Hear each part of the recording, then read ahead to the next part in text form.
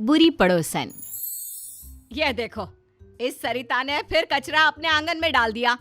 ये इंसान है या जानवर? कचरा कहीं भी हो, कूड़ेदान का रास्ता ढूंढ ही लेता है। तुमने मेरे घर को कूड़ेदान कैसे कहा है? वैसे ही जैसे तुमने मेरे परिवार को जानवर कहा। देखो, मैं राकेश भाई साहब का लिहाज कर रही हूँ, वरना क्या, मैं भी मुकेश भैया की वजह से चुप हूँ। राकेश की पत्नी सरिता और मुकेश की पत्नी विनीता के बीच ये झगड़ा रोज की बात हो गई थी, लेकिन हमेशा ऐसा नहीं था। दोनों परिवार 4 पुश्तों से अच्छे पड़ोसियों की तरह रह रहे थे। राकेश और मुकेश दोनों एक साथ ही बड़े हुए और बचपन से अच्छे दोस्त रहे। शादी के बाद दोनों की पत्नियां भी सहेलियां बन गईं, लेकिन धीरे धीरे दोनों में मनमुटाव हो गया, जिससे माहौल बदल गया। तब से ना चाहते हुए भी बचपन के दोस्त दूर हो गए। देखा, आज फिर उस सरिता ने हमारे घर कचरा फेंका। अरे इतनी हवा चल रही है, कहीं से उड़कर आ गया होगा। तुम्हें कैसे पता कि सरिता भाभी ने फेंका है? अरे जिस चिप्स का पैकेट मेरे सामने उड़कर आया, वो वही तो खा रही थी। अरे ये क्या बात हुई? अरे चुप रहो, तुम कुछ नहीं समझते। क्यों सुबह सुबह लड़ने लगती हो? तुमने देखा नहीं शुरू किसने किया था? कुछ भी बोलेगी तो क्या मैं चुपचाप सुन लूंगी? अरे नहीं, तुम तो बस सुनाती हो। क्या कहा तुमने? नहीं, कुछ नहीं, सब समझती हूँ मैं। देखना तुम, किसी दिन ना मैं। अरे अब बस भी करो ना भगवान, तुमसे तो बात करना ही बेकार है। एक तरफ दोनों पड़ोसनों को एक दूसरे से नफरत थी, वहीं दूसरी तरफ अपने पापा की तरह रोहित और ईशा भी अच्छे दोस्त थे। दोनों कॉलेज में साथ पढ़ते थे। सॉरी, आज मम्मी ने सुबह सुबह झगड़ा किया। अरे तुम क्यों सॉरी कह रही हो? ये तो रोज का है। कभी विनीता आंटी लड़ाई शुरू करती है तो कभी मम्मी, और फंस हम गए। हम और हमारे पापा बेचारे बचपन के दोस्त आपस में बात भी नहीं कर पाते। चलो अब घर आने में है, तुम आगे जाओ। अगर मम्मी या आंटी ने हमें साथ देख लिया ना तो हमारा कॉलेज जाना भी बंद हो जाएगा। सही कहा। चलो बाय, कल यहीं मिलते हैं। Okay bye. रोहित और ईशा की तरह मुकेश और राकेश भी छुप कर मिलते थे। सुबह छत पर दोनों मिलकर अपने दुख बांट लेते थे। कैसे हो भाई? बस ठीक ही हूँ, तुम सुनाओ, ऑफिस में सब ठीक?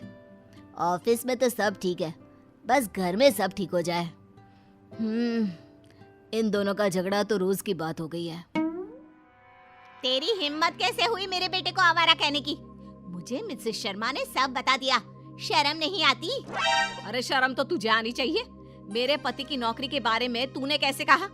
वैसे तो मुकेश भाई साहब करती है, और पीठ पीछे ऐसी सोच। अरे उल्टा चोर कोतवाल को डांटे, खुद की चोरी पकड़ी गई तो मुझ पर इल्जाम लगा रही है। ये सब सुनकर मुकेश और राकेश छत से नीचे भागे। रोहित और ईशा भी बाहर आ गए। आज के बाद मेरी और मेरे घर वालों की बात भी की ना तो मुझसे बुरा कोई नहीं होगा। अरे तुझसे बुरा तो कोई है भी नहीं, और मुझे क्या पड़ी है तेरे घर वालों से? भाड़ में जाए मेरी बला से। दोनों गुस्से से आग बबूला होती अपने अपने घर चली जाती है और बचा हुआ गुस्सा घर वालों पर निकालने लगती है। तुम्हें क्या हो जाता है बार बार? अरे होगा तो अब कान खोल के सुन लो। आज के बाद अगर गलती से भी राकेश भाई साहब से बात करते दिखे ना तो तुम्हारी खैर नहीं। लेकिन माँ। अरे तू चुप कर, तुझे भी वो रोहित से बात करने की कोई जरूरत नहीं है। याद रखना, मुझसे बुरा कोई नहीं होगा। देख लिया तुमने अपनी भाभी के तेवर? आज से सारे रिश्ते खत्म। अब अगर छत पर तुमने मुकेश भैया से बात की तो। अरे तुम्हें कैसे पता कि हम छत पर मिलते हैं? तुमने क्या मुझे बेवकूफ समझा है? अगर तुमने मुकेश भैया से बात की तो मैं मायके चली जाऊंगी। अरे क्या माँ, जरा सी बात में। तू भी सुन ले हीरो, अगर कॉलेज में ईशा के साथ बात की तो अपनी माँ को भूल जाना। सरिता और विनीता के रोज रोज के झगड़ों को खत्म करने के लिए रोहित और ईशा ने प्लान बनाया और चुपके से राकेश और मुकेश को कॉलेज के कैंटीन में मिलने बुलाया। अरे बच्चों, हमें यहाँ क्यों बुलाया? हाँ, अगर तुम्हारी मम्मियों को पता चल गया तो हम चारों की चटनी बना देंगी वो। पापा, मुकेश अंकल, हमने मम्मी और आंटी के झगड़े को खत्म करने का प्लान बनाया है। कैसा प्लान? देखिए, मम्मी और आंटी दोनों दिल की बुरी नहीं है।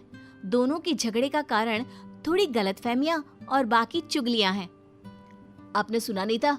मम्मी को विनीता आंटी और विनीता आंटी को मम्मी के खिलाफ वो शर्मा आंटी ने ही तो भड़काया था। हाँ, विनीता तो बल्कि रोहित की हमेशा तारीफ करती है। कहती है इतना समझदार लड़का है, पढ़ाई में भी अव्वल है। सही कह रहे हो। सरिता भी तुम्हें अपना भाई मानती है। वो क्यों किसी से तुम्हारी बुराई करने लगी? बस पापा, इसीलिए हम चाहते हैं कि दोनों को एक दूसरे की अच्छाई का पता चले और झगड़ा भूलकर दोनों में दोस्ती हो जाए। ऐसा प्लान है। कल मम्मी मार्केट जाने वाली है और विनीता आंटी मंदिर, तभी सही मौका है। अरे लेकिन करोगे क्या?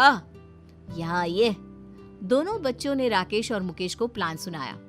लेकिन बेटा, कोई गड़बड़ तो नहीं होगी ना? डोंट वरी अंकल, हमने अपने दोस्तों के साथ मिलकर प्लान बना लिया है। सुनो जी, कल मंदिर जा रही हूँ मैं। अब ठीक है, आराम से जाना। हेलो रोहित बेटा, तुम्हारी आंटी निकल गई है। All the best. सुनो जी, पैसे दे दो, मैं मार्केट जा रही हूँ। अब हाँ, टेबल पर रखे हैं और मैंने सामान की लिस्ट भी बनाई है, वो भी लेते जाना। बेटी ईशा, तुम्हारी आंटी निकल गई है, जरा ध्यान से। जैसे ही विनीता मंदिर से बाहर आई, उसने देखा कि वहाँ भीड़ लगी है और लड़ाई हो रही है। उस लड़ाई में उसे एक जानी पहचानी आवाज सुनाई दी। वो तुरंत पास गई। आंटी आ रही है, चलो नाटक शुरू करो। अरे पैसे तो देने ही पड़ेंगे, तुम्हारी वजह से हमें चोट आई। देखो, एक तो तुम रॉन्ग साइड आ रहे थे, ऊपर से एक बाइक पर 3 सवार, स्पीड तुम्हारी ज्यादा थी और इल्जाम मुझ पर। गलती किसी की भी हो, पैसे तू ही देगा। और ना दूं तो आज मार मार के तेरी हड्डियां तोड़ देंगे और तेरी ये बाइक भी। देखो, मैं पुलिस को बुलाऊंगा। तीनों लड़के रोहित के साथ धक्का मुक्की करने लगते हैं। ये देखकर विनीता बीच झगड़े में कूद पड़ी। बंद करो ये, तुम्हारी हिम्मत कैसे हुई इसे हाथ लगाने की? मैडम, आप बीच में मत आओ, इसकी वजह से हमारी गाड़ी टूट गई, अब हम इसको तोड़ेंगे। मैं इसे अच्छे से जानती हूँ, ये कभी गलती नहीं करता। गलती तुम्हारी होगी। अब भागो यहाँ से, वरना पुलिस को मैं बुलाती हूँ। नहीं, पुलिस नहीं। अरे भागो यहाँ से। थैंक यू आंटी, आपने बचा लिया। अरे बेटा, तू मेरे बेटे जैसा ही तो है। तुझे चोट तो नहीं आई ना? नहीं, मैं ठीक हूँ। आप जो वक्त पर आ गई। अरे बस भी कर, चलो मैं आपको घर ले चलता हूँ। अच्छा ठीक है बेटा, लेकिन अपनी माँ को मत बताना कि मैंने तेरी मदद की। सरिता एक दुकान में सामान खरीद कर वापस जा रही थी, तभी उसे एक आवाज आई। छोड़ो मुझे, हाथ मत लगाओ। अरे ऐसे कैसे छोड़ दे? बचाओ, बचाओ। सरिता ने देखा कि ईशा को कुछ गुंडे छेड़ रहे हैं। आंटी ने देख लिया? हाँ, तो एक्टिंग शुरू करो।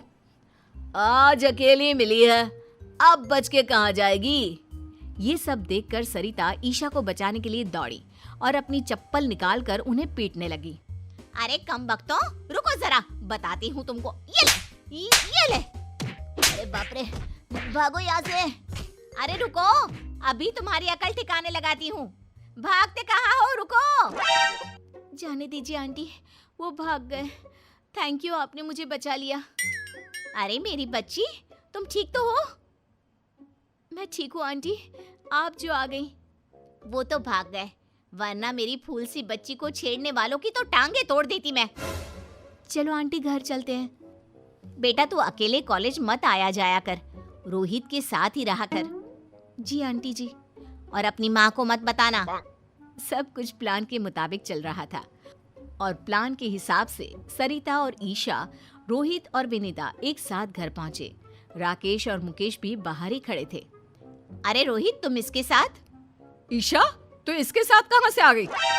तब रोहित और ईशा ने अपनी अपनी मम्मियों को बताया कि कैसे आंटी ने उनकी मदद की। सारी बातें सुनकर दोनों की आंखों में आंसू आ गए। सरिता, थैंक यू, तुमने मेरी बेटी को बचा लिया। मैं तुम्हारा एहसान जिंदगी भर नहीं भूलूंगी। एहसान कैसे बहन, ईशा मेरी बेटी जैसी है और तुमने भी तो रोहित को बचा लिया। अरे कैसे नहीं बचाती, हमारे घर के लड़के को कोई ऐसे ही हाथ लगा लेगा क्या? मुझे माफ कर दो विनीता, मैंने तुम्हें गलत समझा। अरे गलती तो मेरी थी बहन, मुझे माफ कर दो। देखा सरिता, दिल की बुरी ना तुम हो ना विनीता, दोनों ने आज एक दूसरे के बच्चों की मदद की। हाँ, और तुम्हारी लड़ाई का कारण था गलतफहमी और वो मिसेस शर्मा की चुगली। हाँ, अगर हमने बाहर वालों की बातें मानने के बजाय आपस में शांति से बात की होती तो कभी लड़ाई ना होती। हाँ, अब से हम कभी नहीं लड़ेंगे। आखिर पहला सगा पड़ोसी ही तो होता है। उस दिन से दोनों में दोस्ती हो गई। अब मंदिर हो या मार्केट, दोनों साथ साथ जाती। राकेश और मुकेश भी खुलकर मिलते। सुबह की चाय दोनों आंगन में साथ बैठकर पीते। रोहित और ईशा भी कॉलेज साथ आते जाते। दोनों परिवारों में प्यार और खुशहाली